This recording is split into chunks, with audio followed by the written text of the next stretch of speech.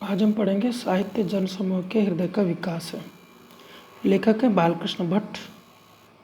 निबंध है और बालकृष्ण भट्ट जैसा कि आपको पहले बताया गया था भारतेंदु युग के लेखक हैं। भारतेंदु युग 1850 से सन 1900 तक का हिंदी साहित्य में है। यह हमारा पहला निबंध है। आइए इसको शुरू करते हैं। जानते हैं कि साहित्य किस तरह से जनसमूह के हृदय का विकास है। जनसमूह यानी जनता, हृदय का विकास यानी वो जैसा सोचता है, उसके मन में जैसी भावनाएं आती हैं, वैसा ही साहित्य होता है। शुरू करते हैं। प्रत्येक देश का साहित्य उस देश के मनुष्यों के हृदय का आदर्श रूप है। समझ में आई पहली ही लाइन? ऊपर की लाइन को ऐसे कैसे लिखा है दोबारा, यानी प्रत्येक देश का साहित्य उस देश के लोगों के हृदय का आदर्श रूप होता है। जो जाति यानी राष्ट्र, जो राष्ट्र होता है, जैसे जाति के दो अर्थ हैं। एक तो सरनेम होता है, आप सभी जानते हो, आप सभी के पीछे नाम के पीछे जाति लगाते होंगे। वो यहाँ पे इसका मकसद नहीं है। यहाँ पे जाति यानी राष्ट्रीयता, यानी बंगाली जाति, गुजराती जाति, मराठी जाति, ये सभी राष्ट्रीयताएं हैं। एक सांस्कृतिक संगठन है ये एक सांस्कृतिक संगठन है। जाति यानी राष्ट्रीयता बोल सकते हो। जो जाति जिस समय जिस भाव से परिपूर्ण यानी भरी रहती है, परिप्लुत यानी भरी रहती है, वे सब उसके भाव उस समय के साहित्य की समालोचना से अच्छी तरह प्रकट हो सकते हैं।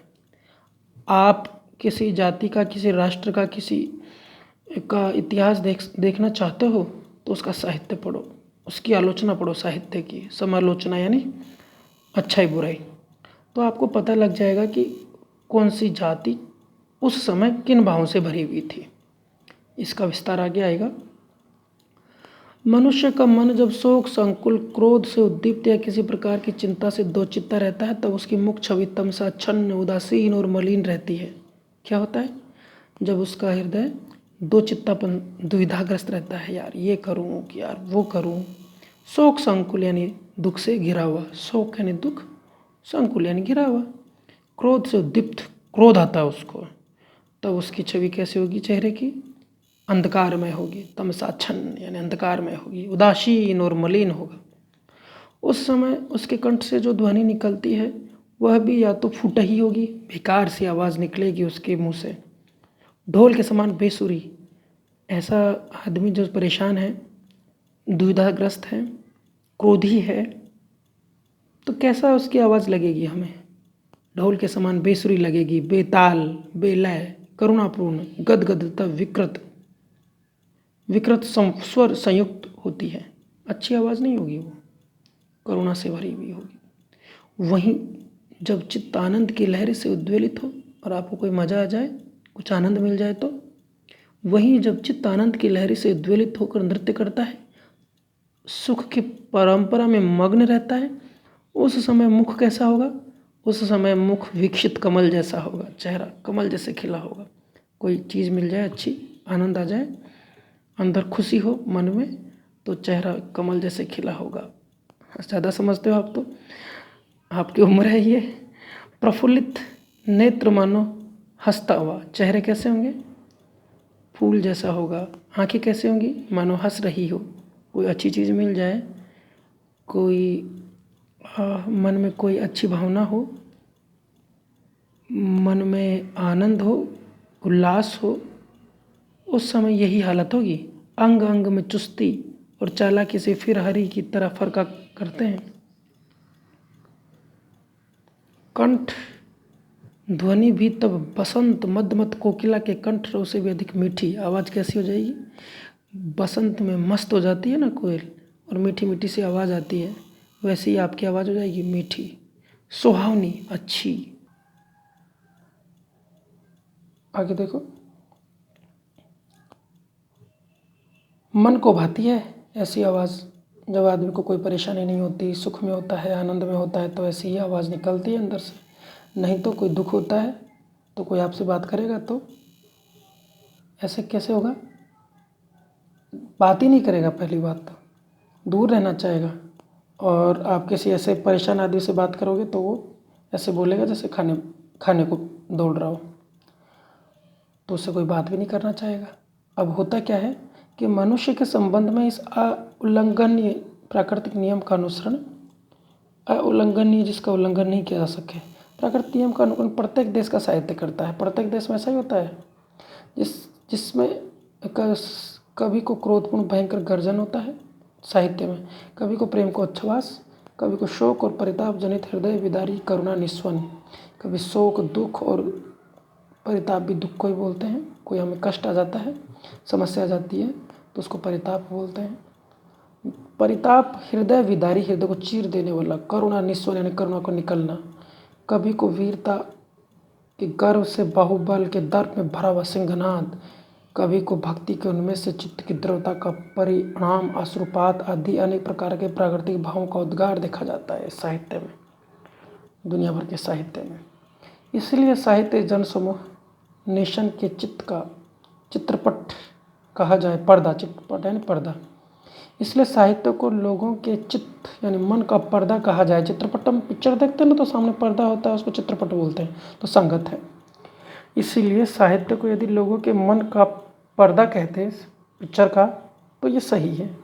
किसी देश का इतिहास पढ़ने से केवल बाहरी हाल उस देश का जान सकते हैं, पर साहित्य के अनुशीलन से कौम के सब समय समय के आभ्यंतरिक भाव हमें प्रस्फुटित हो सकते हैं। यदि हम किसी देश का इतिहास पढ़ेंगे तो हम बाहर की बातों को जान जाएंगे कि ये हुआ, यहाँ लड़ाई हुई, ये पहनते थे, ये खाते थे, लोग ऐसे थे। लेकिन लोग सोचते क्या थे, कि विचार कैसे थे, वो एक दूसरे से किस तरह से व्यवहार करते थे, इसको जानने के लिए हमें उस देश का साहित्य पढ़ना पड़ेगा, उस देश के साहित्य का अनुशीलन करना पड़ेगा। कौम यानी जाति, वही राष्ट्रीयता। हमारे पुराने आर्यों का साहित्य वेद है। अब अगला पैराग्राफ देखो। हमारे पुराने आर्यों का साहित्य वेद है, यानी सबसे पहले भारत में वेद लिखा गया। जब यहाँ पे आर्य आए तो 4 वेद हैं, आप सभी को पता है, ऋग्वेद, सामवेद, यजुर्वेद, अथर्ववेद। हमारे पुराने आर्यों का साहित्य वेद है। उस समय आर्यों की शैशव अवस्था थी, बालकों के समान जिनका स्वभाव भोलापन, उदार भाव, निष्कपट व्यवहार वेद के साहित्य को एक विलक्षण तथा पवित्र माधुर्य प्रदान करते हैं। हमारे जो सबसे पहले आर्य आए भारत में, उनका साहित्य था वेद। वो आर्य अभी नए नए आए थे भारत में। बालकों के समान उनका भाव था, भोले थे, उदार भाव, निष्कपट व्यवहार। ये सारी चीज़ें उसको पवित्रता प्रदान करती हैं। वेद महापुरुषों के हृदय का विकास था। वे लोग मनु और याज्ञवल्क्य के समान समाज के आभ्यंतरिक भेद, यानी ये इस जात का है, ये इस जात का है, ये ऊंचा है, ये नीचा है, वर्ण विवेक आदि के झगड़ों में पड़कर समाज की उन्नति या अवनति की तरह तरह की चिंता में नहीं पड़े थे। क्या मतलब है इसका? इसका मतलब है कि वेद तक हमारे समाज में ऊंच नीच नहीं थी, जातियाँ नहीं थी, वर्ण विवेक नहीं था, ये ब्राह्मण, ये क्षत्रिय, वैश्य, शूद्र ये नहीं था, आंतरिक भेद नहीं थे, जातियाँ नहीं थी, यानी वो लोग। और ये सब कब आई? मनु और याज्ञवल्क्य के जमाने में। वेद महापुरुषों के हृदय का विकास था। वे लोग मनु और याज्ञवल्क्य की तरह समाज के भेदों में नहीं पड़े थे कि ब्राह्मण, ये क्षत्रिय, वैश्य, ये भेद किसने किए? या आप बोल सकते हो कि मनु ने और याज्ञवल्क्य जैसे लोगों ने किए। इससे पहले ये भेद नहीं था वेदों में, ऋग्वेद में कम से कम नहीं था, जातियाँ नहीं थी, ऊंच नीच नहीं था। ये कब पैदा हुए? मनु और याज्ञवल्क्य के ज़माने में, बाद में। कणाद या कपिल के समान अपने शास्त्र के मूलभूत बीज सूत्रों को आगे कर प्राकृतिक पदार्थ के तत्व की छानबीन में दिन रात नहीं डूबे रहते थे। न कालिदास और भवभूति, श्रीहरि आदि कवियों के संप्रदाय के अनुसार वे लोग कामिनी के विभ्रम विलास और लावण्य लीला लहरी में गोते मार मार प्रमत्त हुए थे। यानी वो श्रृंगार में भी नहीं डूबे थे, प्रेम में जैसे डूब गए थे ना। कौन? कालिदास और भवभूति और श्रीहरि आदि कवि। कामिनी यानी ऐसी स्त्री जो आकर्षित करे, है ना, कि विभ्रम विलास यानी भोग विलास और लावण्य लीला लहरी यानी उसकी सुंदरता में गोते भी नहीं मार रहे थे, स्त्री की सुंदरता की में भी गोते नहीं मार रहे थे, यानी श्रृंगार की तरफ भी इतने आकर्षित नहीं हुए थे जितने कालिदास, भवभूति के ज़माने में लोग हुए। यानी वो लोग श्रृंगार से भी अछूते थे। श्रृंगार था लेकिन इस तरह की कामिनी यानी काम नहीं था वहाँ पे। प्रातःकाल उदयोन्मुख सूर्य की प्रतिभा देखकर उनके सीधे साधे चित्त ने बिना कुछ विशेष छानबीन किए इसे अज्ञात और अजय शक्ति समझ लिया। पूर्व दिशा से सूर्य को उगता हुआ देखा तो उन्होंने उसे कोई विशेष पावर समझा और उसको देवता मान लिया। इसके द्वारा वे अनेक प्रकार का लाभ देख कानन स्थित व्यग कूजन समान कल कल रव से प्रकृति की प्रभात वंदना का साम गाने लगे। इससे उसकी पूजा करने लगे, उसको ईश्वर मान लिया। जल भार नत, जल के भार से झुकी हुई, जल भार नत यानी जल के भार से झुकी हुई श्यामला यानी काली मेघमाला का नवीन सौंदर्य देख पुलकित गात्र यानी शरीर, पुलकित गात्र हो कृतज्ञता सूचक उपहार की भांति स्रोत का पान करने लगे। यानी जब काले काले बादल देखे तो उनके लिए कविता लिखने लगे। वायु जब प्रबल वेग से बहने लगी तो उसको देवता बना दिया, पवन देव। तो उसे भी एक ईश्वरीय शक्ति समझ उसको शांत करने को वायु की स्तुति करने लगे, बादल की स्तुति करने लगे, वायु की स्तुति करने लगे। स्तुति यानी पूजा। सूर्य को पूजने लगे, यानी जो भी प्रकृति की शक्तियाँ दिखी सीधे साधे लोग थे उसी की पूजा करने लग गए। वे ही सब ऋक और साम की पावन ऋचाएँ हो गई। और ये सब क्या हो गया? ऋग्वेद और सामवेद की पावन पवित्र ऋचाएँ यानी मंत्र हो गए। सीधे साधे लोग थे, जो दिखा उसी पे कविताएं लिखने लगे उसी को खुश करने के लिए, और वही मंत्र बन गए। उस समय अब के समान राजनीतिक अत्याचार कुछ नहीं था, इसी से उनका साहित्य राजनीति की कुटिल उक्ति युक्ति से मलिन नहीं हुआ। आज के जैसे राजनीतिक अत्याचार, चालाकियाँ, सरकारें गिराना बनाना नहीं था, तो उस समय के जो साहित्य था वो मलिन नहीं हुआ, अच्छा था, गंदा नहीं हुआ। नए आए हुए कार्यों की नूतन ग्रंथित समाज के संस्थापन में सब तरह की अपूर्णता थी सही, पर सबका निर्वाचित रहता था, यानी सबका पेट भर जाता था। किसी को किसी कारण से किसी प्रकार का अस्वास्थ्य न था। आपस में एक दूसरे के साथ अब के जैसा बनावटी और कुटिल बर्ताव नहीं था, जैसे अब लोग बनावटी व्यवहार रखते हैं वैसा। इसलिए उस समय के उनके साहित्य वेद यानी वेदों में भी कृत्रिम भक्ति, कृत्रिम सौहार्द यानी भाईचारा, कपट प्रवृत्ति, बनावटी और चुनाचुनी ने स्थान नहीं पाया था। उन आर्यों का धर्म अब आज के समान गला घोटने वाला नहीं था। सबके साथ की खान पान द्वारा सहानुभूति रहती थी, सब एक साथ खाते बैठते उठते बैठते थे। उनके बीच धार्मिक मनुष्य अब के धर्म ध्वजियों के समान दाम्भिक बन महाव्याधि सदृश लोगों के लिए गल ग्रह न थे। आज जैसे धर्म के लोग हो गए हैं जिन्होंने धर्म की ध्वजा उठा रखी है, जो अपने आप को धर्म का ज्ञाता समझते हैं, जो दम्भी हो गए हैं, दम्भी यानी घमंडी, और जो बीमारी के जैसे हो गए हैं, और जो गल ग्रह हो गए हैं, यानी हमारे लिए परेशानी का कारण बन गए हैं, ऐसे लोग नहीं थे तब। सिधाई और भोलापन और उदार भाव उनके साहित्य के एक एक अक्षर से टपक रहा है।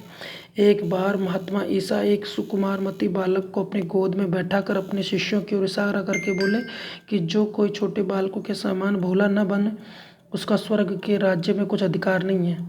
यानी कौन जा सकता है स्वर्ग में? जो भोला है, जिसके मन में कपट नहीं है, चालाकी नहीं है। हम भी कहते हैं जो सुकुमार चित्त वेद भाषी इन आर्यों की तरह पद पद में ईश्वर का भय रख प्राकृतिक पदार्थों के सौंदर्य पर मोहित हो, बालकों के समान सरलमती न हो सका, स्वर्ग के राज्य में प्रवेश करना अति दुष्कर है।